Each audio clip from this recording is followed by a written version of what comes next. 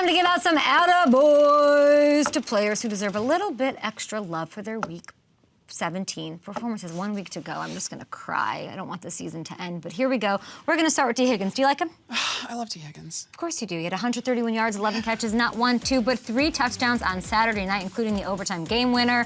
Atta boy! The last one also gave T double-digit touchdowns for the first time in his career. His mom's happy. I'm happy. The defense needs some fixing, but nice to know they have him to do some things. You want to take Jamar out of the game? Good luck. T is going to score. Yeah.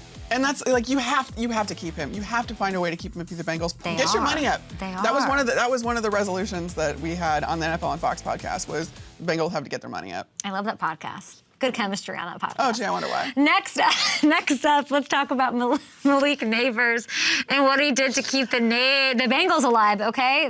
What's going on? Okay, yeah. He had 2 touchdowns and then takedown at the Colts. Yeah. 171 yards, more than any other receiver in Week 17. Unstoppable. Yeah, it was nice to get the Giants some love.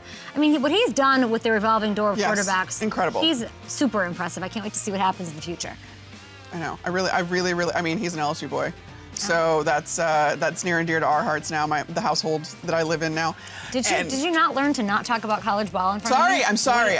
Regardless, he has done incredible things with not a great supporting cast, which I think just compounds how incredible he is and how good he's going to be going forward. Silver lining He's for the also Giants, handled his stuff pretty well. I mean, I know he's had a couple little sound bites, but he could have just nuked everything week in, week out of frustration, and he did not do that. Okay, and finally, this has got to be my favorite interview of 2024. My favorite guy is J.K. Dobbins. Yeah. He missed the last month with a knee injury. He was back. He had 83 total yards and a score. Chargers blew out the Patriots. Atta freaking boy. Chargers offense, it's really not what it is without him. He's got to be in there. He's super important. They put up 40 for the first time all year when he was back in the lineup. He's 17 yards away from cracking 1,000 total for the first time in his career. 1 touchdown shy of double digits. It has been awesome watching him, and I will say, Comeback Player of the Year odds. Let's take a look here. Yeah. He's getting the 3rd best odds on FanDuel Sportsbook at plus 1,700 behind Joe Burrow and Sam Darnold, and he definitely deserves it. People thought he wasn't going to be able to play anymore, and he's crushing it.